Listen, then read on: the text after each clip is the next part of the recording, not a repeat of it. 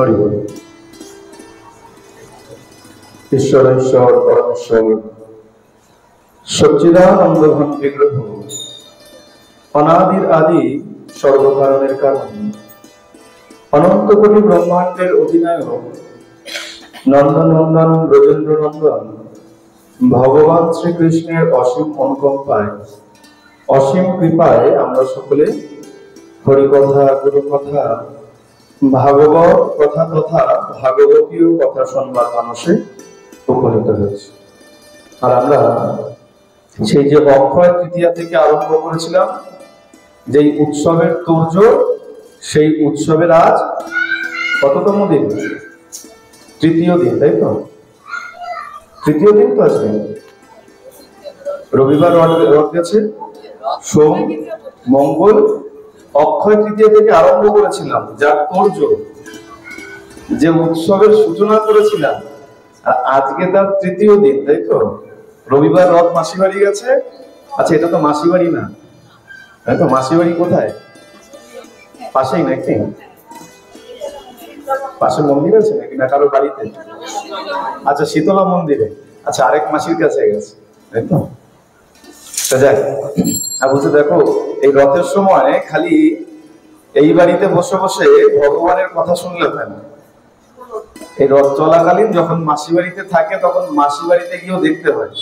কেন বলে, একা মাসি তো সামলে পারে না, তিনজন দুষ্টু তো কম না, আর তিন ভাই বোন গেছে, এক মাসি সামলাতে পারে। তাদের সবার উচিত যে গিয়ে গিয়ে দেখভাল করা যে সেখানে ঠিকঠাক আছে কিনা। রথের যখন আজকে তৃতীয় দিন, আপনারা রথের কথা নিশ্চয়ই আস্বাদন করেছেন, তাহলে রথ নিয়ে আর বিশদ কিছু বলবো। ভগবানের কোন লীলার কথা শুনে, রথের কথা নিশ্চয়ই আমরা শুনেছি। রথ কিভাবে আরম্ভ হলো বা রথের সাধারণ পরিচয় যেগুলো আছে আমরা সবাই নিশ্চয়ই জানি, শুনেছি তো। গত না, পড়া ধরবো না, ভয় নেই, মা বলছে পড়া ধরলেই হয়ে গেল। আচ্ছা, যখন পড়া ধরার কথা বলবো তাহলে একটু জেনেই নি কি কি শুনেছি। না, বেশি কিছু বলবো না। আচ্ছা, মহাপ্রসাদ আর একাদশীর কথা বলেছে? না না না, আমি গত দুদিনের কথা বলছি, রথের গত, আমার পর্বের কথা বলছি না। রথের কথা নিশ্চয়ই শুনেছি গত দুদিনে। আচ্ছা, জগন্নাথ দেবের রথের নাম কি? হ্যাঁ, নন্দী ঘোষ। আরেকটা নাম আছে, হ্যাঁ, কি নাম মা? নন্দী ঘোষ। আরেকটা যেটা নাম আছে, এটা খুব কম শোনা যায় কিন্তু খুব কম শোনা যায়, যার জন্য সবার জানা নাও থাকতে পারে। কি নাম? হ্যাঁ, ঠিকই বলছেন। কি বলছেন মা? কপিধ্বজ। রথের রশির নাম কি? শঙ্খচূড়। আর এই রথের চাকা কটা? 16টা চাকা। এই 16টা চাকা কাকে নির্দেশ করে? বলে বাবা 16 পর্যন্ত ঠিক ছিল, তারপরে আবার কাকে নির্দেশ করে, এটাই তো মুশকিল হয়ে গেল, তাই না? বলে অঙ্ক 2 2 4 ঠিক আছে, কিন্তু সম্পাদ্য উপপাদ্য করতে দিলে তখনই একটু অসুবিধা হয়ে যায়, তাই না? এই 16টা চাকা আমাদের 10 ইন্দ্রিয় আর ষড়রিপুকে নির্দেশ করে। আমাদের 10 ইন্দ্রিয় আর ষড়রিপু সর্বক্ষণ ভগবানের চরণের সেবায় লাগিয়ে রাখা উচিত, ভগবানের চরণের নিচে রাখা উচিত। এই কারণে জগন্নাথ দেবের রথের নিচে 16টা চাকা বসানো আছে। বলে একটা কম না, একটা বেশি না, এমন তো হতে পারতো 15টা চাকা, 10টা চাকা, এতগুলো চাকা নাও দিতে পারতো। বলে না, দেখো 16টা চাকা আমাদের 10 ইন্দ্রিয় আর ষড়রিপুকে নির্দেশ করছে, তাই 16টা চাকা সেখানে দেওয়া হচ্ছে। বলদেব, এবার আসি বলদেব। বলদেবের রথের নাম তালধ্বজ। আর এর আরেকটা নাম আছে, কি নাম?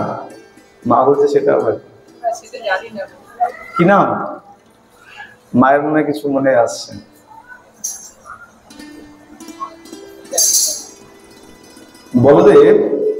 বলদেবের যে অস্ত্র থাকে সঙ্গে, তাহলে তার নাম কি?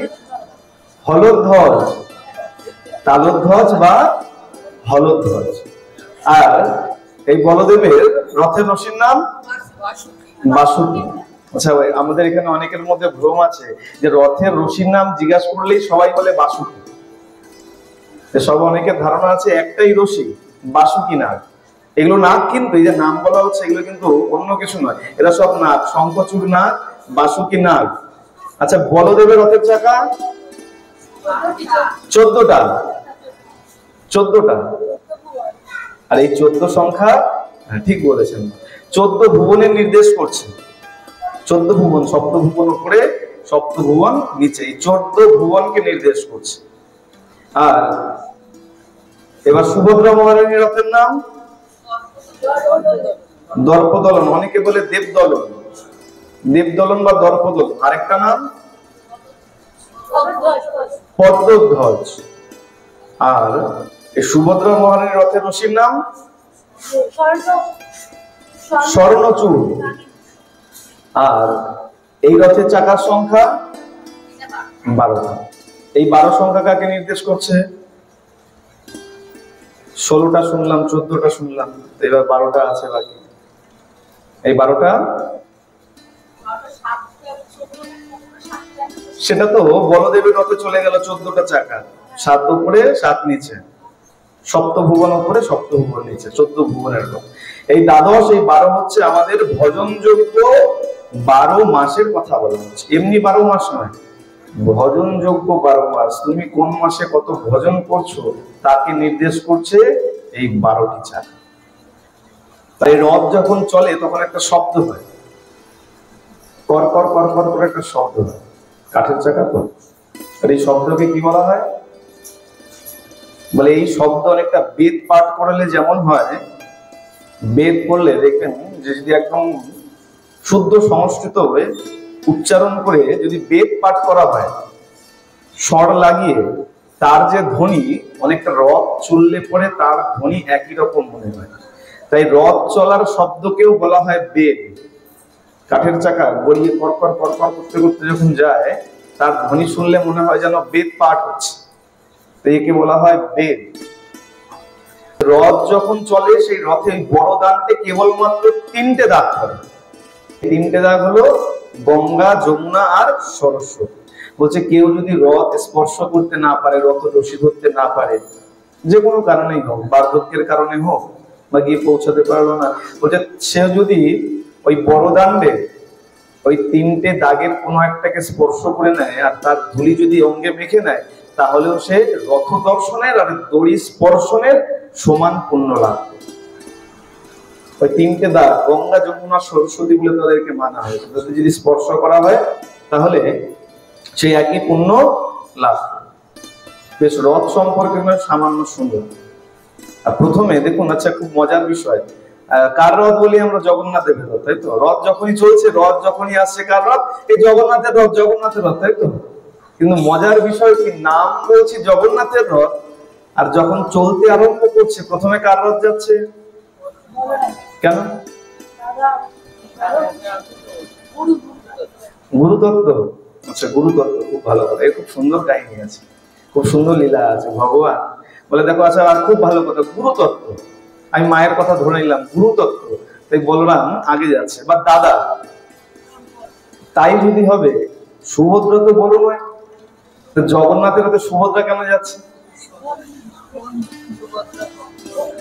বোনকে তো পিছনে নেওয়া উচিত।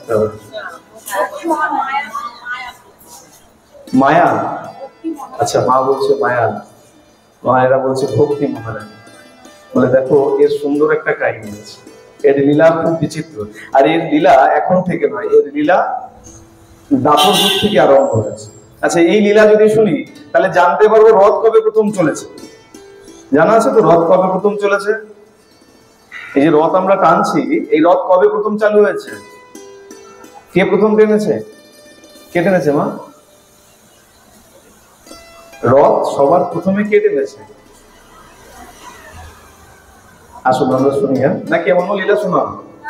জগন্নাথের কোনো লীলা শোনাবো? এটা শোনাবো? তাহলে প্রেম সে বলো।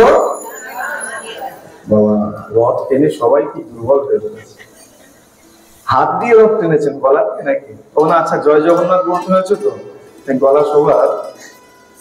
আচ্ছা, সবাই একসঙ্গে প্রেম সে বলো, জয় জগন্নাথ ভগবান কি, বলভদ্র কি, সুভদ্রা মহারানী কি, সুদর্শন চক্র কি।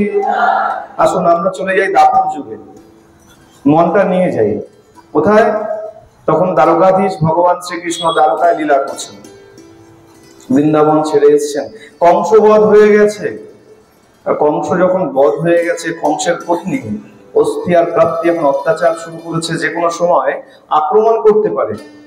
কংসবধ হয়ে গেছে, ভগবান কৃষ্ণ চিন্তা করছেন যে কাজের জন্য এসেছিলাম কাজ হয়ে গেছে, তাহলে এখন বৃন্দাবন ফিরে যাই, ব্রজে ফিরে যাই।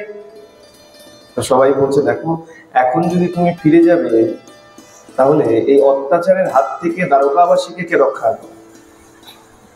এক কাজ করো, তুমি কিছুদিন থেকে যাও, অস্থি প্রাপ্তির হাত থেকে এদের রক্ষা করে তারপর তুমি যাও। তো ভগবান বলছেন বেশ, কিছুদিন নয় থেকেই যাই। আর ভগবান যখন এসেছিলেন, কৃষ্ণ যখন এসেছিলেন তখন বয়স কত ছিল জানা আছে? না না 5 বছর। দ্বারকায় যখন এসেছিলেন তখন তার বয়স 11 বছর। 11 বছর আর কিছুদিন হবে। 11 বছর কোথাও বলা আছে 11 দিন 12 দিন এরকম কিছু বলা আছে।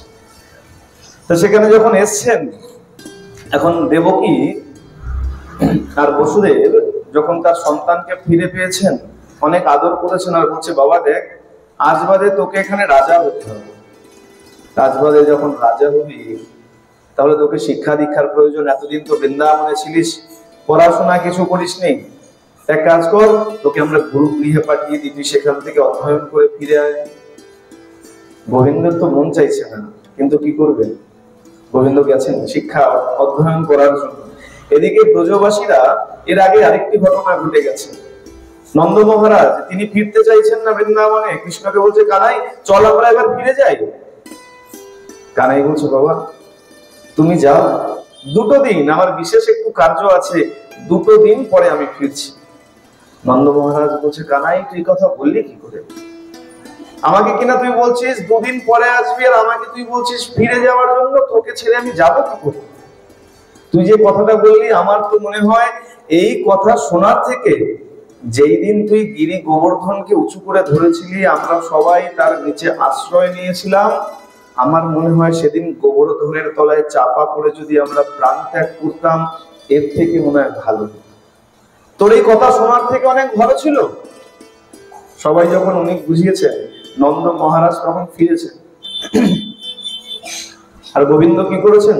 তার ধরা চূড়া সব এক পোটলায় করে বাবার হাতে ফেরত পাঠিয়েছে, যে আমাদের সখা যদি বলে, সখীরা যদি বলে, তাহলে তাদেরকে এগুলো দেখি। নন্দ মহারাজ অনেক কষ্টে অনেক বেদনায় ফিরে গেছেন। ফিরে গিয়ে যখনই মা যশোদার কাছে গিয়ে উপস্থিত হয়েছে, মা যশোদাকে যখনই বলেছে যে কানাই আসবে, 2 দিন পরে আসবে, বিশেষ এক কাজে আটকে গেছে, তাই বলেছে 2 দিন পরে আসবে। মা যশোদা চিন্তা করছে না না এটা হতে পারে, মহারাজ আপনি আমার সঙ্গে ছলনা করছেন, মিথ্যা বলছেন, আপনি কখনো কানাইকে রেখে চলে আসতে পারেন না, এ কি করে সম্ভব? বিশ্বাস করতে চাইছে না। যখন আশ্বাস দিয়েছে যশোদা আমি সত্য বলছি, কানাই বলেছে বিশেষ এক কাজ আছে, 2 দিনের মধ্যে সেই কার্য মিটিয়ে ফিরে আসবে। আর যেই মাত্র সত্য বিশ্বাস করেছে যে সত্য সত্যই কানাই আসেনি, মা যশোদা বেদনায় ভেঙে পড়েছেন আর নন্দ মহারাজকে অনেক ভৎসনা করতে শুরু করেছেন। কি ভৎসনা করেছেন? বলছে মহারাজ এর থেকে তো মনে হয় রামচন্দ্রের পিতা অনেক ভালো ছিল, আপনি কি করে পারলেন কানাইকে সেখানে ছেড়ে একলা চলে আসতে? আচ্ছা আচ্ছা বুঝতে পেরেছি, ওই দ্বারকায় বড় বড় অট্টালিকা, বড় বড় সাজ বেশ দেখে আপনি মনে হয় মোহিত হয়ে গেছেন, ভুলে গেছেন কানাইকে সঙ্গে করে নিয়ে আসতে হবে। এর থেকে তো রামচন্দ্রের পিতা ভালো ছিল। রামচন্দ্র যেই মুহূর্তে বনবাস নিয়েছিল সেই সময় সে দেহত্যাগ করেছিল, সেই সংবাদ পাওয়া মাত্র আপনি এখনো দেহে প্রাণ ধরে আছেন কি করে? যশোদা কি করব, প্রাণ যদি না ধরে থাকি, যদি কানাই ফিরে আসে আর কানাই যদি এসে আমাদের না দেখে, তাহলে কানাইয়ের কি অবস্থা? বলে প্রাণ ত্যাগ করে দেওয়া তো অনেক সহজ, কিন্তু কানাইয়ের বিরহে এই প্রাণকে ধরে রাখা অনেক কঠিন।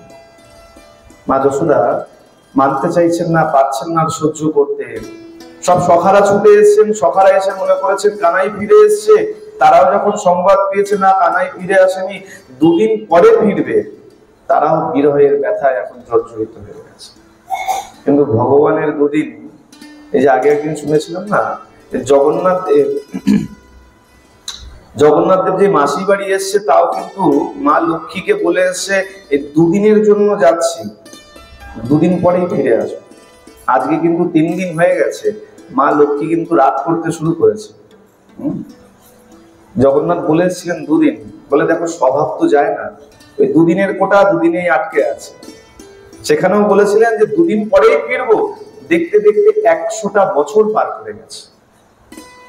আর সখারা কি করেছে, সখীরা কি করেছে, বলে আমরা যখন ভজন করি, কিছুদিন সেবা পুজো করলাম, মালা করলাম, 1 মাস 2 মাস গেলেই তারপরে যদি আমাদের সময় ভালো না যায়, সংসার ভালো না চলে, তাহলে বলি ঠাকুর এই তো 16 মালা করে জপ করলাম, কই এখনো তো আমার সব ভালো হচ্ছে না।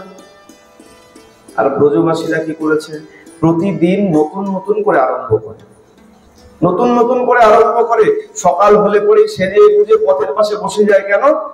আজকে নিশ্চয়ই কানাই আসবে, আজকে নিশ্চয়ই কানাই আসবে, আজকে আসবে, আজকে আসবে করতে করতে সমস্ত দিন পার করে যখন বাড়িতে যায়, গিয়ে বলে মা জানো কানাই আজকেও ফিরলো না। মা সান্ত্বনা দেয়, দেখ আজকে মনে হয় দিনটা ভালো না, আজকে হয়তো কোনো বিশেষ কাজে আটকে গেছে, তাই আজকে আসেনি, কালকে অবশ্যই আসবে। এইভাবে একদিন একদিন করতে করতে 100টা বছর পার করে দিয়েছে। রোজ নতুন নতুন ভাবে আরম্ভ করে, বলে ভজনে কখনো খামতি যেন না থাকে। আজকে যদি মনে হয় ভজনটা আমার ঠিক হয়নি, আগামী দিন যেন আবার সেইভাবে শুরু করো না, নতুন করে আবার নতুন উদ্যম নিয়ে ভজন করতে শুরু করো। সখারা আমাদেরকে সেই ইঙ্গিত করছে। যখন 100টা বছর পার করে গেছে, এখন সখারা চিন্তা করছে, না এইবার যাই, গিয়ে কানাইকে ফিরিয়ে নিয়ে আসি। সখারা সেই বৃন্দাবন থেকে চলেছে এখন দ্বারকার দিকে, কেন? কৃষ্ণকে ফিরিয়ে আনবে। আর এদিকে ভগবান সেই যে গুরুকুলে গিয়েছিলেন, গুরুকুল থেকে অধ্যয়ন করে ফিরে এসেছেন, এসে অট্টালিকার উপরে দাঁড়িয়ে আছেন, তাকিয়ে চিন্তা করছেন, সে কি আমি যখন গুরু গৃহে গেলাম অধ্যয়ন করবার জন্য, তখন তো দেখছিলাম এই যমুনা সাধারণ নদীর মতন প্রবাহিত হচ্ছিল, এখন সেই সাধারণ নদী যমুনা এরকম সমুদ্রের মতন আকার নিল কিভাবে, এত জলরাশি কিভাবে হলো? ভগবান বুঝতে পারলেন যে আমার পিতা মাতা, আমার সখারা সখীরা, বন্ধু বান্ধব সবাই আমার বিরহে এত ক্রন্দন করছে, তাদের এই ক্রন্দনের অশ্রু এই নদীকে যেন সমুদ্রে পরিণত করে দিয়েছে, যমুনার জলকে যেন আরো স্ফুট করে দিয়েছে। অধীর হয়ে উঠেছেন, সংবাদ পাঠাতে হবে, পিতা মাতা সখাদেরকে সংবাদ পাঠাতে হবে। যেই ঘুরেছেন, ঘুরে দাঁড়িয়ে দেখছেন সেখানে দাঁড়িয়ে আছে উদ্ধব। উদ্ধবকে দেখা মাত্রই বলছেন গচ্ছ গচ্ছ, কেবল বলছে যাও যাও, ভগবানের মুখ থেকে আর দ্বিতীয় শব্দ বেরোচ্ছে না। উদ্ধব জিজ্ঞাসা করছে যাবো যে, কোথায় যাব, কি কার্য সেটা তো বলুন। উদ্ধব তুমি তাড়াতাড়ি যাও, গিয়ে ব্রজবাসীদের, আমার পিতাকে মাতাকে আমার সংবাদ দাও, তারা আমার বিরহে অনেক বিরহাতুর হয়ে রয়েছে। উদ্ধব বললেন দেখুন আমি যাব, তাতে কোনো অসুবিধা নেই, কিন্তু আমি যে যাব তারা তো গ্রামবাসী, তারা তো পড়ালেখা জানে না, আর আমি তো বৃহস্পতির শিষ্য, অনেক জ্ঞান, আমি গিয়ে যে তাদের বোঝাবো, আমি বোঝালেও তো তারা বুঝতে পারবে না। আমার অনেক জ্ঞান আছে, জ্ঞানের গরিমা রয়েছে উদ্ধবের মধ্যে। ভগবান দেখলেন বেশ, তাদেরও সান্ত্বনা দেওয়া হবে, আর উদ্ধবের মধ্যে যে জ্ঞানের অহমিকা আছে সেই জ্ঞানটাকেও খর্ব করা যাবে, অহংকারটাকেও চূর্ণ করা যাবে। কি করলেন? উদ্ধব বলছেন বেশ এক কাজ করুন, আপনি একটা পত্র লিখে দিন, যাকে যা বলার আছে, যাকে যেমন সান্ত্বনা দেওয়ার আছে, আপনি কি পত্রের মধ্যে লিখে দিন, আমি গিয়ে পড়ে পড়ে শুনিয়ে দেবো। বললেন বেশ। গোবিন্দ কি করেছেন? একটি সুন্দর করে পত্র লিখে দিয়েছেন। উদ্ধবজি মহারাজ কি করেছেন? একটি বাক্সের মধ্যে সেই পত্র নিয়ে রথে আরূঢ় হয়ে চললেন এখন বৃন্দাবনের দিকে। এদিকে উদ্ধব চলেছেন বৃন্দাবনের দিকে, আর ওই সখারা আসছে দ্বারকার দিকে, সবে রওনা হয়েছে। আর যখনই নেমেছে, সখারা নামছে, মধুমঙ্গলকে বলছে মধুমঙ্গল চল, তাড়াতাড়ি চল, আমরা কানাইকে নিয়ে আসি। মধুমঙ্গল বলছে না না, আমি যাব না, আমি এখান থেকে নামবো না, কানাই আসবে, আমার চরণ ছুঁয়ে ক্ষমা চাইবে, আমি তারপরে কানাইয়ের সাথে কথা বলবো, তার আগে কথা বলবো। বলে আচ্ছা বেশ। সব সখারা চলতে শুরু করেছে, আর চলতে চলতে হঠাৎ তাকিয়ে দেখছে অদূরেই দেখা যাচ্ছে এক রথ এগিয়ে আসছে। আর রথ দেখা মাত্রই তাদের মনের মধ্যে আনন্দের জোয়ার উঠে গেছে। কানাই আসছে, কানাই আসছে, যেই হাত দিয়েছে কানাই আসছে, কানাই আসছে, ওই যে মধুমঙ্গল গাছের উপরে বসেছিল লাফ দিয়ে নেমে এসছে। সখারা বলছে, সে কি রে মধুমঙ্গল, এই যে তুই বললি তুই আসবি না, কানাই আসবে, আগে তোর চরণ ধরে আগে ক্ষমা চাইবে, তারপরে তুই নামবি। ভাবতো মধুমঙ্গল এখন ভাবে, বলছে না না, আমি আর অপেক্ষা করতে পারছি না, এতদিন আসেনি, আমি আগে ওকে একবার আলিঙ্গন করবো, আগে একবার জড়িয়ে ধরবো, তারপরে গিয়ে আমার যত রাগ আমি সে রাগ দেখাবো। যখনই এগিয়ে গেছে, দূর থেকে দেখে মনে হয়েছে হ্যাঁ কানাই এসছে। যেই এগিয়ে গেছে দেখছে ও মা কানাই না, কে? উদ্ধব এসছে। একই পরিবারের তো, একই পরিবারের, তাই কি ছিল বলে উদ্ধবকে দেখতে দ্বিতীয় কৃষ্ণের মতো ছিল। উদ্ধব আর কৃষ্ণকে ভগবানকে একদম যেন সমকক্ষ দেখতে ছিল। বলে একই আত্মীয় দেখবেন এখনো, একই পরিবারে বলে ভাই ভাইয়ের মধ্যে, ভাই বোনের মধ্যে মুখের আদলের, দেহের গঠনের অনেক মিল পাওয়া যায়। উদ্ধবকেও দেখতে দ্বিতীয় কৃষ্ণের মতো ছিল। উদ্ধব নেমে এসছে রথ থেকে, বলছে তোমরা বলতে পারো নন্দ মহারাজের বাড়ি কোন দিকে? তারা বুঝতে পারলো যে কৃষ্ণ আসেনি, সংবাদ পাঠিয়েছে তো, বলে নন্দ মহারাজের বাড়ি যেতে চান? এই যে নালা দেখছেন, এই যে নদীর মতো দেখতে পাচ্ছেন জলের ধারা, এই জলের ধারা ধরে ধরে চলে যান, তাহলে আপনাকে কাউকে জিজ্ঞাসা করতে হবে না, আপনি সেই বাড়িতে পৌঁছে যাবেন। বলে বেশ, এই যে নদী, এই কি নদী এটা? এই জলের ধারা কোথা থেকে আসছে? বলে মহারাজ এটা কোনো নদী নয়। তাহলে এই কৃষ্ণের বিরহে পিতা মাতা এত অশ্রুপাত করেছেন, মা যশোদা এত ক্রন্দন করেন, সেই চোখের অশ্রু নদীর মতন বেয়ে আসছে। উদ্ধব যে অহংকার করে এসেছিল আমি আমার জ্ঞান দিয়ে তাদেরকে বোঝাবো, ঢুকতে না ঢুকতেই কোথাও যেন উদ্ধবের সেই জ্ঞান থমকে গেল। যে কারো বিরহে কেউ এমন ভাবে অশ্রুপাত করতে পারে। পৌঁছালেন নন্দ মহারাজের বাড়িতে। নন্দ মহারাজকে দেখা মাত্রই প্রণাম করে পরিচয় দিলেন। মা যশোদাকে ডাক দিয়েছেন, যশোদা দেখো কে এসছে। আর এখন কিরকম, মা যশোদা এখন ভালোভাবে চলতেও পারে না, ভালোভাবে দেখতেও পারে না, ভালোভাবে শুনতেও পারে না। কানেও কম শুনছেন, চোখেও কম দেখেন। বাইরে বেরিয়ে এসছেন, কে এসছে? আমার কানাই এসছে, কানাই। উদ্ধবজি বলছেন, মা আমি উদ্ধব। নন্দ মহারাজ বলছে, একটু জোরে বলো, কানে কম শোনে। উদ্ধবজি উচ্চস্বরে বলছে, আমি উদ্ধব বলছি, দ্বারকা থেকে, দ্বারকাধীশ কৃষ্ণের আমি সংবাদ নিয়ে এসেছি।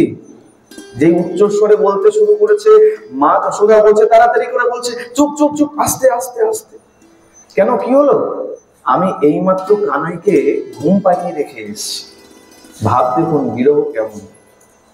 কৃষ্ণ কোথায়? দ্বারকায়। মা কি বলছে? আমি কানাইকে এইমাত্র ঘুম পাড়িয়ে রেখে এসেছি। আর জানো তো, যদি ঘুম ভেঙে যায়, আর এত দুষ্ট কিন্তু আমাকে কোনো কাজ করতে হবে। ঘুম থেকে উঠলেই বলবে মা ননি দাও, মা দুগ্ধ খাওয়ার, যেন এত দুষ্ট, যদি একটু দেরি হয় তাহলে আমার মন্থনের হাড়ি ভেঙে দেবে, শিখা ছিঁড়ে দেবে, বাছুর গরু সব খুলে দেবে, অত দুষ্টুমি করবে, আমি কোনো কাজ করতে পারবো না। উদ্ধবজি দ্বিতীয়বার ধাক্কা খেলেন যে আমি কাদেরকে বোঝাতে এসেছি, জ্ঞান আমার কোথায়? পিতা মাতা তাদের যে এত বিরহ হতে পারে, উদ্ধবজি যেন এই প্রথমবার দেখলেন। নন্দ মহারাজ বলছে, তুমি বিরহ দেখতে চাও, চলো দেখবে। নিয়ে চললেন কোথায়? সখীদের কাছে, যাদের সঙ্গে কৃষ্ণ সারাক্ষণ খেলাধুলা করতেন। আর যাওয়ার পথেই বললেন, দাঁড়াও দাঁড়াও, আগে একবার গোশালা দর্শন করে যাও। গোশালায় যখন ঢুকেছে, দেখছে সব গরু বাছুর সবাই শুয়ে রয়েছে, কেউ খাবার গ্রহণ করছে। বলে দেখো, আমরা তো ছাড়ো, কানাই যেদিন থেকে গেছে, এই গরু বাছুর কেউ এখনো পর্যন্ত কোনো খাবার গ্রহণ করেনি, অনাহারে রয়েছে। বলে চলো তুমি দেখবে সখীদের কি অবস্থা। এখন বৃন্দাবনের নিকুঞ্জ বনে নিয়ে গেছেন, সখীদের কাছে যখন যাবেন উদ্ধবজি, সখীরা এখন চিৎকার করছে, কুঞ্জের মধ্য থেকে চিৎকার করছে, এই যাও যাও যাও, তোমরা আমাকে ছোবে না, তুমি আমাকে ছোবে না, দূরে যাও দূরে যাও। উদ্ধবজি চিন্তা করছে, সে কি আমাকে দেখে ফেলে আমাকে কি দূর দূর করে দিচ্ছে নাকি? কাছে গিয়ে দেখছে, না না না, সেখানে কোথা থেকে এক কালো ভ্রমর বেয়ে এসছে। আর কালো ভ্রমরকে তারা দূর দূর করে তাড়িয়ে দিচ্ছে। কেন? বলছে ওই কালো ভ্রমরের মাথাতেও পরাগ ফুলের রেণু লেগে আছে। বলে ও ভ্রমর, আমরা বুঝতে পেরেছি, তুমি নিশ্চয়ই দ্বারকা থেকে এসছো। আর দ্বারকার রমণীরা কৃষ্ণকে যে মালা পরিয়েছে, সেই মালায় নিশ্চয়ই তুমি বসেছিলে। সেই মালার রেণু তোমার মাথায় লেগে গেছে, আর সেই রেণু নিয়ে তুমি কিনা আমাদের কাছে এসছো, আর ওই যে ভ্রমর ভন ভন ভন ভন করছে। বুঝো বাবা, এত এত কৃষ্ণের কথা আমাদেরকে বলো না, আমরা জানি কৃষ্ণ কেমন, কৃষ্ণের এত গুণাগুণ আমাদেরকে শোনাতে হবে না। আচ্ছা, এখানে এই ভ্রমর কিন্তু অন্য কোনো ভ্রমর না, ওই যে উদ্ধব এসেছিল, উদ্ধবের গায়ের রং কি? কৃষ্ণের মতন। তারা একইভাবে দ্ব্যর্থক অর্থ প্রয়োগ করছে, একভাবে উদ্ধবকে বলছে, আবার একভাবে ওই ভ্রমরকে যেন দূর করে দিচ্ছে। উদ্ধব আসলেই তো কৃষ্ণের কথা বলবে, আর তারা সেই কৃষ্ণের গুণাগুণ শুনতে চাইছে না।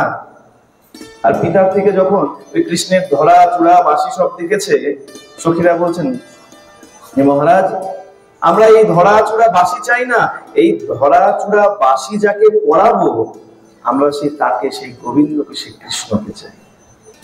উদ্ধব মহারাজ বুঝতে পারলেন, আমি বৃহস্পতির শিষ্য হতে পারি, আমার মধ্যে অনেক জ্ঞান থাকতে পারে, কিন্তু এই ভক্তি রাজ্যে আমার জ্ঞান কোনো কাজ দিতে হবে। উদ্ধবজি বলে গেলেন, আমি গিয়ে দুদিনের মধ্যে গোবিন্দকে ফেরত পাঠাবো, কৃষ্ণকে পাঠাবো। বলে উদ্ধবজি তাড়াতাড়ি সেখান থেকে চলে গেলেন। দেখতে দেখতে যখন সম্পূর্ণ 100 বছর পার করেছে, আর গিয়ে সেখানে যখন গোবিন্দকে সব সংবাদ দিয়েছেন, আর 100 বছর পরে একবার এই সূর্য গ্রহণ হয়েছে। আর সূর্য গ্রহণে মান্যতা আছে যে গ্রহণ হলে পরে আমাদেরকে স্নান করতে হয়, স্নান করে পবিত্র হতে হয়। আর সঙ্গে যখন সূর্য গ্রহণ হয়েছে 100 বছর পর, তখন কি করেছেন, এই ব্রজবাসীগণ সবাই মিলে কুরুক্ষেত্রে সমন্ত পঞ্চকে স্নানে গেছে। আর এদিক থেকে দ্বারকা থেকে গোবিন্দ তার যদু বংশকে সঙ্গে নিয়ে দ্বারকা থেকে কুরুক্ষেত্রে সমন্ত পঞ্চকে স্নানে এসেছেন। দুই পক্ষ দুদিক থেকে কুরুক্ষেত্রে এসে উপস্থিত হয়েছেন, স্নান করেছেন, রথে আরূঢ় হয়েছেন, রথে উঠে বসেছেন। আর যখনই রথে উঠে বসেছেন, তখনই দুই পক্ষের সঙ্গে দেখা হয়ে গেছে। একে অপর পক্ষকে দেখে নিয়েছে, সখীরা সখারা সবাই গোবিন্দকে দেখে নিয়েছে। গোবিন্দ এখন রথের মধ্যে বসে আছে, আর সখীরা সখারা যখনই দেখে নিয়েছে, ছুটে এসছেন। ছুটে এসে বলছে, কানাই তুই বলেছিলি দুদিনের মধ্যে ফিরে আসবি, আর দুদিন বলে দেখতে দেখতে 100টা বছর পার করে গেছে, তোর কি একটু আমাদের কথা মনে পড়ে নাই? চল আজকে আর আমরা ছাড়বো না, আজকে তোকে আমরা বৃন্দাবন নিয়ে যাবো। ওই যে রথে বসেছিলেন, ওই রথের ওই রশি ধরে সখীরা সখারা সবাই টানতে শুরু করেছে। কোন দিকে নিয়ে যাচ্ছেন? বৃন্দাবনের দিকে নিয়ে যাচ্ছে। এই হলো প্রথম রথ। আমরা যে রথের আনন্দ উপভোগ করি, এই হলো প্রথম রথ। প্রথম সখীরা, গোবিন্দের সখারা বিরহে আতুর হয়ে সে রথের রশি ধরে টেনেছে। আমরা অনেক আনন্দের সাথে রথের রশি ধরে টানি, চৈতন্য মহাপ্রভু আনন্দের সঙ্গে রথের রশি ধরে টানতেন না, বিরহাতুর হয়ে। রাধারানীর বিরহে বিরহাতুর হয়ে একই ভগবান, এক তিনি কৃষ্ণ হয়ে জগন্নাথ রথ নিয়ে রথের উপরে দাঁড়িয়ে আছেন, আর এক তিনি সাক্ষাৎ রাধারানীর ভাব নিয়ে চৈতন্য মহাপ্রভু হয়ে ওই রথের রশি ধরে টানছে। আমাদের উচিত সেই ভাব নিয়ে রথের রশি ধরে টানা। হলে কেন? বলে রাধারানীর সাথে একটা চুক্তি করে নাও এই দিন, যে হে রাধে, এই যে গোবিন্দের বিরহে 100টা বছর তুমি কষ্ট পেয়েছো, আজকে রথ টানতে টানতে বৃন্দাবনে নিয়ে যাচ্ছ, চলো আমি একটু সাহায্য করে দিই তোমার সঙ্গে। তবে মনে রেখো, বিনিময় ছাড়া আমি তোমাকে সাহায্য করতে আসি। আমারও এর পরিবর্তে কিছু চাই, কি? যেই দিন আমিও আমার এই দীর্ঘ রথ নিয়ে জীবনের একদম শেষ সময় এসে দাঁড়াবো, সেই দিন যেন আমার এই রথকে তুমি পার করে দিতে বেশি সময় লাগবে, আমার ওই রথকে যেন খুব তাড়াতাড়ি পার করে দাও। তাই আজকে আমিও তোমার সঙ্গে এই রথকে নিয়ে যেতে সহযোগিতা করছি। বলিয়ে ভক্ত বৎসল ভগবান কি, প্রেম সে বলো। এই সেই প্রথম রথ চলল, প্রথম। এর আগে কখনো এভাবে রথ চলে। এবার আসি দ্বিতীয় রথের কথা। প্রথম তো চললো, এখনো কিন্তু কলিযুগের রথ চালু হয়নি। এটাই কিন্তু কলিযুগের রথ নয়। এই যে আমরা এখন জগন্নাথের রথ টানছি, সেই রথ নয়। তাহলে এটা প্রথম রথ গেল। দ্বিতীয় রথ, এই সমন্ত পঞ্চক থেকে অনেক কষ্টে গোবিন্দকে ফিরিয়ে নিয়ে যাওয়া হয়েছে। সখীরা আবার অনেক কষ্টে বৃন্দাবনে ফিরে গেছেন। আর যখন এভাবে চলছে, কিছুদিন পরে হঠাৎ একদিন কি হয়েছে, গোবিন্দ এই শয়ন কক্ষে যখন শায়িত রয়েছে, হঠাৎ ঘুম থেকে উঠেছেন, আর উঠেই পালঙ্ক থেকে পড়ে গেছেন, আর পড়েই অচৈতন্য হয়ে গেছেন, মূর্ছা পড়ে গেছেন, আর কোনো জ্ঞান নেই। গোবিন্দের মধ্যে কোনো জ্ঞান নেই, গোবিন্দকে আর তোলা যাচ্ছে না। এখন অজ্ঞান হলে হয় না, আমরা মুখে জলের ছিটা দিই, নাড়া দিতে থাকি, ডাকতে থাকি। অষ্টপাট্রাণী সব দাস দাসীরা এখন অনেক চেষ্টা করছেন, কিন্তু গোবিন্দের জ্ঞান এখন ফেরানো যাচ্ছে। গোবিন্দ সেইভাবে অচৈতন্য হয়ে পড়ে রয়েছেন।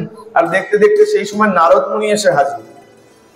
নারদ মুনি দেখেই বলছে, আরে বাবা, এ তো সামান্য ঘটনা, আমার তো এক মুহূর্ত লাগবে গোবিন্দকে তুলে দিতে, দ্বারকাধীশ কৃষ্ণকে জাগিয়ে দিতে। বলে কি করব? বলে সবাই মিলে রাধা নাম করো, ব্রজবাসীদের নাম করো, সখাদের নাম করো, দেখবি গোবিন্দ এখনই উঠে গেছে। দাদা বলরাম বলছে, খবরদার নয়, রাধা নাম, ব্রজবাসীদের নাম, সখাদের নাম একদম করবে না। তাহলে বলে, তাহলেই ওর যদি জ্ঞান ফিরে আসে, ও কিন্তু উঠেই বৃন্দাবন যেতে চাইবে। তখন কি হবে? উঠে যদি বৃন্দাবন যেতে চায়, বলে এক কাজ করো, ওকে তো এছাড়া কোনো উপায় নেই জাগানোর, তাহলে এক কাজ করো, রথের ব্যবস্থা করো। উঠলেই তো বলবে বৃন্দাবন যাবো, তাহলে রথের ব্যবস্থা করো, তারপরে ওকে জাগাও। রথের ব্যবস্থা করা হয়েছে। এখন রথের ব্যবস্থা যখন করা হয়েছে, তখন সেখানে উদ্ধবজি চলে এসেছে। বলছি, রথের ব্যবস্থা কেন? বলে না, গোবিন্দ দ্বারকাধীশ কৃষ্ণ এখন অচৈতন্য হয়ে পড়ে আছেন, তাকে জাগাতে গেলে পরে ব্রজবাসীদের গান শোনাতে হবে, ব্রজবাসীদের কথা শোনাতে হবে, রাধা নাম শোনাতে হবে। আর সেই নাম যদি শুনে, তাহলে জেগেই কিন্তু দ্বারকাধীশ কিন্তু বৃন্দাবন যেতে চাই। বলে শোনো, এইভাবে বৃন্দাবন পাঠানো যাবে না। কেন? বলে আমি তো দেখে এসেছি বৃন্দাবন এখন শ্মশানে পরিণত হয়েছে। কেন? উদ্ধবজি মহারাজ দেখে এসেছেন সেখানে একমাত্র একটাই ধ্বনি শোনা যায়, কেবল কৃষ্ণ বিরহে সবাই কেবল ক্রন্দন করছে, কান্না ছাড়া সেখানে আর কোনো শব্দ নাই। কেন? শ্মশান হয়ে গেছে, সবাই কেবল ক্রন্দন করছে। আর যদি দ্বারকাধীশ গিয়ে এমন দৃশ্য দেখে, তাহলে দ্বারকাধীশকে সামলানো যাবে। এক কাজ করো, আগে কেউ যাও, গিয়ে তাদেরকে সান্ত্বনা দাও যে তোমরা সবাই কান্না বন্ধ করো, ক্রন্দন থামিয়ে দাও, ধীর স্থির হও, দ্বারকাধীশ কৃষ্ণ আসছে। বলে বেশ, তাহলে উদ্ধবজি আপনি তো আগে একবার গিয়েছিলেন, আপনি পথঘাট চেনেন, সবাইকে চেনেন, তা আপনি যান, গিয়ে সংবাদ দেন। বলে না না বাবা, আমি আর যেতে পারবো না। কেন? আমি পিতামাতাকে কথা দিয়েছিলাম দুদিনের মধ্যেই দ্বারকাধীশকে পাঠাবো। আর তাদের এত ভক্তি, আমি সেখানে অনেক জ্ঞান নিয়ে গিয়েছিলাম তাদেরকে বোঝাবো বলে। আর আমি যখন সখীদেরকে বলেছিলাম, আচ্ছা এই দ্বারকাধীশ তো গেছে, দ্বারকাধীশকে ভুলে তোমাদের মনটাকে অন্য কিছুতে লাগাও। উল্টে তারা আমাকে জ্ঞান প্রদান করেছে। কি জ্ঞান? সখীরা বলেছিল, উদ্ধবজি আমরা জানি না আপনারা শহরতলিতে থাকেন, আপনাদের কাছে কটা কটা মন আছে, এই মন আপনাদের কাছে কটা আছে আমি জানি না, কিন্তু আমাদের কাছে তো একটাই মন ছিল, আর সেই মন আমরা গোবিন্দের চরণে লাগিয়ে দিয়েছি। সেই মনকে আর কিভাবে অন্য কোথাও লাগাবো? মন তো আমাদের একটাই। না না না, উদ্ধবজি বলছেন আমার পক্ষে যাওয়া সম্ভব নয়। তো উদ্ধবজি বলছেন, আচ্ছা বেশ, তাহলে বলরাম যাক। বলরাম সবাইকে চেনে, সবাইকে গিয়ে বোঝাবে, সবাই ধীর স্থির হয়ে যাবে, ক্রন্দন থামিয়ে দেবে, তারপর দ্বারকাধীশ যাবেন। বলরাম বলছে, না না না, সেটাও হবে। এই সমন্ত পঞ্চক থেকে অনেক কষ্টে আমি সখীদেরকে ফেরত পাঠিয়েছি, কানাইকে আমি নিয়ে এসেছি, আমার পক্ষে যাওয়া সম্ভব নয়। মাকে আমিও বলেছিলাম দুদিনের মধ্যে কানাইকে নিয়ে আসবো, গেলেই তো সবাই আমাকে জিজ্ঞাসা করবে দুদিন বলেছিলি। মাঝখান থেকে সুভদ্রা উঠে দাঁড়িয়েছে, বলে বেশ, তোমরা যদি কেউ না যাও আমি যাব, আমি গিয়ে সবাইকে বোঝাবো যে তোমরা সবাই কান্না থামিয়ে দাও, দাদা আসছে। তেমন সুভদ্রা তো ছোট। বলে এই বলরাম বলছে, তুই একা একা কিভাবে যাবি? তুই ছোট্ট মেয়ে। আচ্ছা বেশ, তুই যখন যাবি ঠিক করেছিস, চল আমিও তোর সঙ্গে যাব। বেশ, একটা রথের ব্যবস্থা করা হয়েছিল, দেখতে দেখতে এখন তিনটে রথের ব্যবস্থা করা হলো। একটা রথে বলদেব উঠে বসলেন, আরেকটাতে সুভদ্রা উঠে বসলেন। দাদা বোনকে সঙ্গে সঙ্গে নিয়ে যাচ্ছে, দাদার রথ আগে চলতে শুরু করলো, তারপরে পেছন পেছন সুভদ্রা মহারানীর পথ যাচ্ছে। এখনো কিন্তু গোবিন্দ অচৈতন্য হয়ে রয়েছে, গোবিন্দের রথ কিন্তু এখনো চলেনি। নারদ মুনি কি করেছেন? নারদ মুনি বলছেন, বেশ, এইবার সবাই ব্রজবাসীর নাম শোনাও, রাধা নাম শোনাও, তাহলে দ্বারকাধীশ জেগে উঠবে। সবাই কি করেছেন? নারদ মুনি বিনা এসে ঝংকার দিচ্ছেন, আর সেই ব্রজবাসী রাধারমণ নাম নিয়ে কীর্তন করছেন। আর যখনই কীর্তন করেছেন, দেখতে দেখতে দ্বারকাধীশ উঠে পড়েছেন, জেগে উঠেছেন, চৈতন্য ফিরে পেয়েছেন। আর ফিরে পেয়ে উঠেই এখন তিনি শুরু করেছেন, বৃন্দাবন যাবো, ব্রজে যাবো, ব্রজে যাবো। আর এই যে অচৈতন্য হয়েছিলেন তো, নিজেকে সামলাতে পারছেন না, উঠে যখন দাঁড়িয়েছেন আর টোলে টোলে পড়ে যাচ্ছেন, সবাই ধরছেন কিন্তু ধরতে পারছেন না, টোলে টোলে পড়ে যাচ্ছেন। 2 জন 10 জন 5 জন এসে সবাই তাকে ভালো করে ধরার চেষ্টা করছে না, গোবিন্দ বারবার টলে টলে পড়ে যাচ্ছেন। ধরতে ধরতে সবাই ভালো করে ধরতে ধরতে নিয়ে গিয়ে রথে তুলেছেন। এই যে গোবিন্দকে ধরতে ধরতে সবাই গিয়ে রথে তুললেন, এটাই হলো পাহুন্ডি বিজয়। জগন্নাথ দেবকে যে তুলিয়ে তুলিয়ে নিয়ে যায়, পান্ডাদেরকে জিজ্ঞাসা করা হয়েছে, সে কি গো বাবা, এই গোবিন্দ জগন্নাথ কি অনেক ওজন হয়ে গেছে নাকি? সারাদিন তো খায়, 56 ভোগ খায়, খেতে খেতে হতে পারে অনেক ওজন হয়ে গেছে, মোটা হয়ে গেছে, যে ভালো করে নিতে পারবে না। না, প্রভুকে আমরা ঠিক মতনই ধরি, কিন্তু যে প্রভু ভাবে যে আতুর হয়ে রয়েছেন, টলে টলে পড়ে যাচ্ছেন, তাই আমরা সামলাতে পারি না।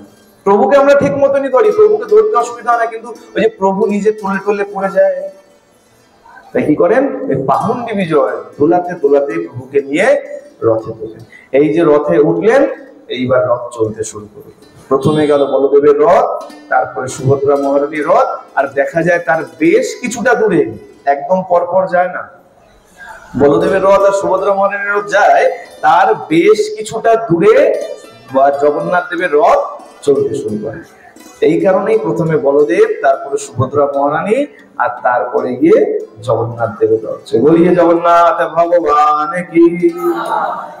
অনেকে এটাও ঠিক কথা যে গুরুতত্ত্ব ঠিকই, কিন্তু সেই রীতিকে মান্যতা দিয়ে এখনো সেই রীতি অনুযায়ী রথ চালিত হয়। আর রথ তো চলছে 3টে রথ, আর আগে কিন্তু চলতো 6টা রথ। আগে মনে হয় বলেছিলাম, তাই তো, যে পুরীতে আগে এই গুন্ডিচার মন্দির আর আমাদের পুরীর শ্রীমন্দির বলা হয় পুরীর মন্দিরকে, তাই তো। কেন বলা হয় শ্রীমন্দির, কেন বলা হয়? শ্রী শব্দের অর্থ কি? লক্ষ্মী, মা লক্ষ্মী সাক্ষাৎ এই মন্দিরে অবস্থান করেন, তাই এই মন্দিরের আরেক নাম হলো শ্রীমন্দির। মা লক্ষ্মী থাকেন তো, আগেও শুনেছি না, মা লক্ষ্মী সাক্ষাৎ রান্না করেন, তা যদি না থাকেন রান্না করবে কি করে? মন্দিরে থাকেন। আচ্ছা, আরেকটা কথা বললাম, এই যে 2 দিন বলে গিয়েছিলেন গোবিন্দ, আর এই 2 দিন পরে যখন 3 দিন হয়ে গেল, আজকে মা লক্ষ্মী এখন রাগ করতে শুরু করেছে। দেখতে দেখতে মাসি বাড়িতে 7 দিন থাকে, আর 9ম দিনের দিন ফিরে আসে। একদিন রথের দিন গেল, 7 দিন মাসি বাড়ি থাকলো, তাহলে 7 আর 1 8, 9ম দিনের দিন ফিরে গেল। এখন ফিরে গেল, এখন মা লক্ষ্মী কেমন করে আছেন? মুখ একদম হারিয়ে করে রয়েছেন, একদম রেগে রয়েছেন। বলরাম দেখে বুঝতে পেরেছে যে কোনো সময় বোম ফাটতে পারে। বলরাম কি করেছে? চুপি চুপি ঢুকে গেছে মন্দিরে। সুভদ্রাও দেখছে না, ভাবপ্রতীক ভালো না, বৌদি এখন সাংঘাতিক রেগে আছে, কিচ্ছু বলা যাবে না, চুপি চুপি এখন সুভদ্রাও ঢুকে গেছে।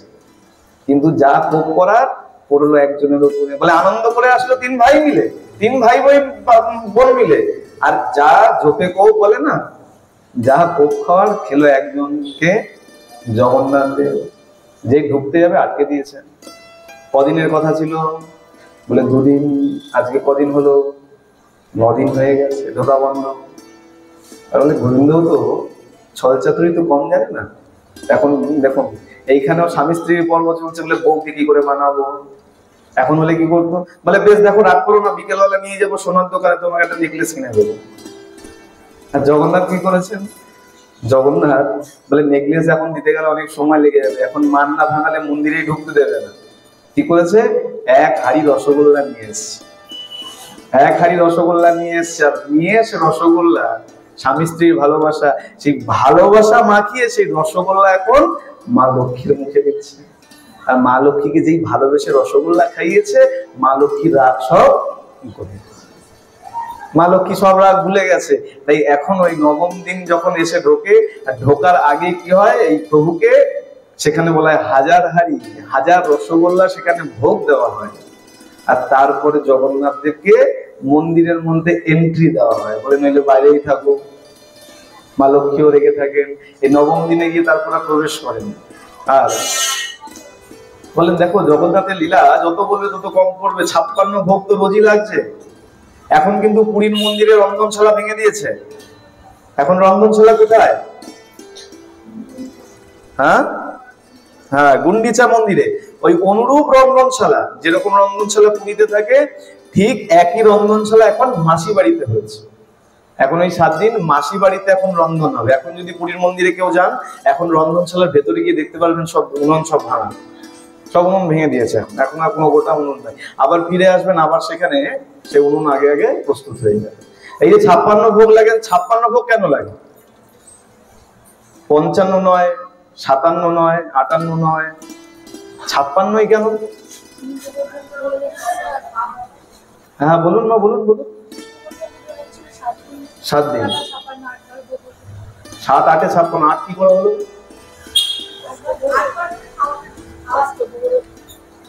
হ্যাঁ, অষ্টপ্রহর। গোবিন্দ তো 7 দিন ধরে রেখেছিলেন, আর যখন ধরে রেখেছেন তো খেতে পারেননি। দেখবেন ছবিতে দেখা যায় সব ব্রজবাসীরা লাঠি দিয়ে ঠেকনা দিয়ে আছে, বলে কানাই আমরা একটু সাহায্য করি, বলে তুই একটু ছেড়ে দে, আমরা সবাই ধরছি, সবাই তো আছি, লাঠি লাগিয়ে ধরে রেখেছে। বলে আচ্ছা বেশ, তো তোমরা ধরো। গোবিন্দ কি করেছে, মজা করতে কি জানে তো কি করেছে, একটু নামিয়ে দিয়েছে আঙুলটা। যেই নামিয়েছে আর মরমর মরমর করতে করতে সব লাঠি ভাঙতে শুরু করেছে। ধর ধর কানাই, ধর ধর ধর ধর। সবাই ভেবেছে মনে হয় হালকা, কানাই একদম একটুখানি আঙুলের মাথায় ধরে দাঁড়িয়ে আছে। কানাই আবার উঁচু করে দাঁড়িয়েছে, খেতে তো পারছে না, হায় একভাবে 7 দিন দাঁড়িয়ে রয়েছে।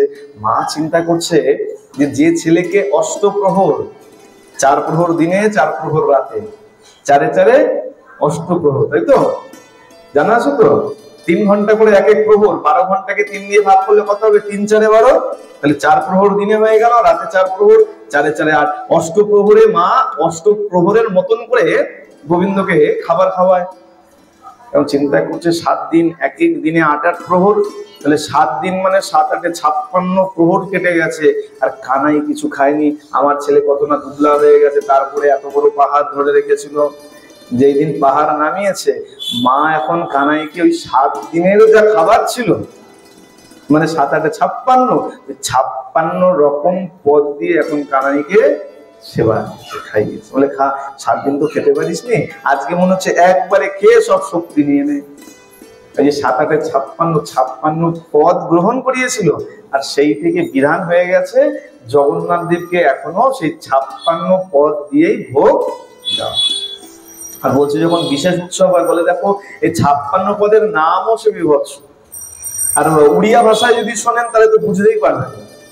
যখন উড়িয়া ভাষায় নাম পড়েছিলাম, এক জায়গায় কেবলমাত্র উড়িয়া নামই ছিল, আর কোনো নাম ছিল না, কিছুই বুঝতে পারিনি। অনেক অনেক পদ ছিল যার কিছু মাথা মুন্ডুই বুঝতে পারিনি। কোথাও থেকে সংগ্রহ করেছিলাম যে এইগুলোর বাংলা কি, যখন দেখলাম যে কোনোটার নাম লুচি হতে পারে, তার এমন নাম সেখানে লেখা আছে, সেটা যে লুচি যে বোঝাই যাচ্ছে না। উড়িয়াদের ভাষা তো একটু অন্যরকম, তারা বলে না, দেখবেন খাউচি নাউচি সব, হ্যাঁ, তাদের শব্দ অন্যরকম, বোঝা খুব কষ্টকর হয়ে যায়। এইভাবে রথ চললো দ্বিতীয়বার। আচ্ছা, তৃতীয় রথ সংক্ষেপে বলি, তৃতীয় রথ কবে চললো তাহলে? আর এই তৃতীয় রথ থেকেই আমাদের এই কলিযুগের রথ আরম্ভ হলো। এই ইন্দ্রদ্যুম্নের হাত ধরে তৃতীয় রথ হয়েছিল যখন। আচ্ছা, এই রথ কিভাবে হয়েছিল? এটাও এই বিগ্রহ তৈরির সঙ্গে যুক্ত আছে। যখন অনেক অনেক ভাস্কর আসলো, দারু ব্রহ্মকে নিয়ে আসা হয়েছে মূর্তি নির্মাণের জন্য। আর সেখানে যখন দেখছে ভাস্কররা আসছে আর কেউ মূর্তি নির্মাণ করতে পারছে না, যে ছেনি হাতুড়ি ঠেকাচ্ছে নষ্ট হয়ে যাচ্ছে, সবাই ব্যর্থ মনোরথ হয়ে ফিরে যাচ্ছে। আর তখন এক বৃদ্ধ এসেছিল, নাম বলেছিলাম, কি নাম? বিশ্বকর্মা। অনন্ত মহারানা, মনে রাখতে হবে। বলে পড়ার বেচা হয় না, একজন উত্তর দিয়ে দিল, সবাই মাপ হয়ে গেল। আচ্ছা, পরের দিন থেকে এক এক করে জিজ্ঞাসা করবো, আনন্দ দিয়ে যে উনি বলবে বা তুমি বলবে। বলে একজনে উত্তর দেবে আর সবাই চুপচাপ, বলে ওর উপর থেকে সবাই বেঁচে যাচ্ছে। অনন্ত মহারানা, আর বয়স্ক বৃদ্ধ তো। মহারাজ বলছে যে এত যুবক সবাই চলে গেল, আর আপনি এত বৃদ্ধ, আপনি কি করে মানাবেন? বলে মহারাজ চিন্তা করবেন না, আমি হলাম অনন্ত মহারানা, আপনি আমাকে একটা প্রশস্ত কক্ষ দিন আর 21 দিন সময় দিন। আর মহারাজ আরেকটা কথা বলি শুনুন। কি বলে? আমি তো প্রবেশ করব, মূর্তি তৈরি করব, আপনি এক কাজ করুন, এই যারা ব্যর্থ মনোরথ হয়ে ফিরে যাচ্ছে তাদেরকে ফেরত পাঠিয়ে দিন। তারা অনেক আশা নিয়ে এসেছিল, রাজবাড়িতে কাজ করবে, অনেক উপঢৌকন পাবে, অর্থ পাবে। এক কাজ করুন, এদেরকে দিয়ে 3টে রথ তৈরি করুন। বিশ্বকর্মা অনন্ত মহারানা কি বললেন? যে এদেরকে দিয়ে 3টে রথ নির্মাণ করুন। মহারাজ বললেন বেশ তাই হবে। মহারাজ কি করলেন? ওই যারা ব্যর্থ হয়ে ফিরে যাচ্ছিল তাদেরকে দিয়েই 3টে রথ নির্মাণ করা। এদিকে বিগ্রহ প্রস্তুত হয়ে গেল, তারপরেই স্নান করানো হলো, জ্বরে পড়লেন, তারপরে যখন জ্বর থেকে সুস্থ হলেন পাচন খেয়ে, তখন ওই রথে চড়িয়ে গুন্ডিচার বাড়িতে নিয়ে গেলেন। কেন? গুন্ডিচার বাড়িতেই কেন যায়, অন্য কোথাও কেন যায় না? মাসির বাড়িতেই কেন যায়, পিসির বাড়ি কেন যায় না? হ্যাঁ হ্যাঁ, ইন্দ্রদম্ন মহারাজ তিনি বর চেয়েছিলেন যেন আমার বংশ যেন ধ্বংস হয়ে যায়, আমার বংশ যেন নির্বংশ হয়ে যায়, কেউ যেন বেঁচে না থাকে। মা গুন্ডিচা কিচ্ছু বলেনি, মুখটা ছোট করে চুপচাপ দাঁড়িয়ে আছে। কেন? যা স্বামী বলেছে তাই আমার কাম্য, স্বামী যা চেয়েছে তারপরে আমার আর কিছু বলার নেই। তা মা গুন্ডিচার মুখটা ছোট হয়ে গেছে দেখে বলছে, দেখো সন্তানের সুখ পাবে না তাতে কি হয়েছে, আজ থেকে আমি তোমার সঙ্গে সম্পর্ক পাতালাম, আজ থেকে তুমি আমার মাসি, আর বছরের একটা নির্দিষ্ট সময় আমি তোমার বাড়িতে গিয়ে 7 দিন থাকবো। এই যে কথা দিয়েছিলেন, তাই গোবিন্দের রথ, জগন্নাথ দেবের রথ চলে মাসির বাড়িতেই যায়। এই যে কথা দিয়েছিলেন, সেই কথাকে মান্যতা দিয়ে আজও মাসির বাড়িতেই রথ নিয়ে যাওয়া হয়, গোবিন্দের পিসি বাড়িতে যায় না। মাসির বাড়িতে রথ যায়, আর মাসির বাড়িতে থেকে আনন্দ করে 9 দিনের দিন আবার ফিরে গেছে। এখন তো এখানে নেই, এখন তো শান্ত আছে সব। বলে কেন? বলে 3 জন কম আছে, তো দুরন্ত বানাও কম করছে। আবার যেদিন ফিরে আসবে সেদিন বোঝা যাবে এখানে দুরন্ত বানা বেড়ে গেছে। হ্যাঁ, আসুন আমরা এইভাবে প্রথম, দ্বিতীয় আর তৃতীয় রথ চলল, আর এই তৃতীয় রথের পর থেকে ইন্দ্রদুম্ন মহারাজের সেই চালিত রথের হাত ধরেই আমাদের এই কলিযুগে প্রথম রথ চলতে শুরু করে। যদি কলিযুগে এই ধরনীতে প্রথম রথ দেখতে হয়, তাহলে ইন্দ্রদুম্ন মহারাজের হাত ধরেই এই রথ চালিত হলো, যে রথের আনন্দ আমরা এখন উপভোগ করছি। আসুন এখানেই আমরা এই রথের কথা শ্রবণ করে জগন্নাথ দেবের জগন্নাথ লীলার কথা এখানে বিশ্রাম দিচ্ছি। আজকে ভেবেছিলাম অন্য কথা শোনাবো, অন্য এক লীলা শোনাবো। তার রথের যখন প্রথম রথ বলে, দেখো এই লীলা সংক্ষেপে শুনলে মজা লাগে, তার ভেতরে যে আনন্দ আছে সেটা বোঝা যায় না। একটা কথা আছে না বাংলাতে, ডালের মজা কি বলে, ডালের মজা কলিতে, বলে না? বলে ডাল ওপর থেকে খেলে মজা নেই, ডাল খেতে গেলে কোথায়, বলে তলা থেকে খেতে হবে। ধর্ম ওপরে ওপরে জানলে ভালো লাগবে না। এই জগন্নাথ এসেছিল, রথে চলেছিল, মাসি বাড়িতে গেছে, চলে এসছে, এতটুকু ভালো লাগে। যদি ভেতর থেকে জানা যায়, ধর্মের যত ভেতরে যাবেন দেখবেন আনন্দই আনন্দ, খাজানাই খাজানা, যত যাবেন ততই আনন্দ পাবেন। তাই লীলা সবসময় একটু বিস্তারিত ভাবে শুনতে হয়, বিস্তারিত ভাবে শুনলেই আনন্দ পাওয়া যায়। আসুন আমরা আজকে এখানেই বিশ্রাম দিচ্ছি। শ্রী গুরু শ্রী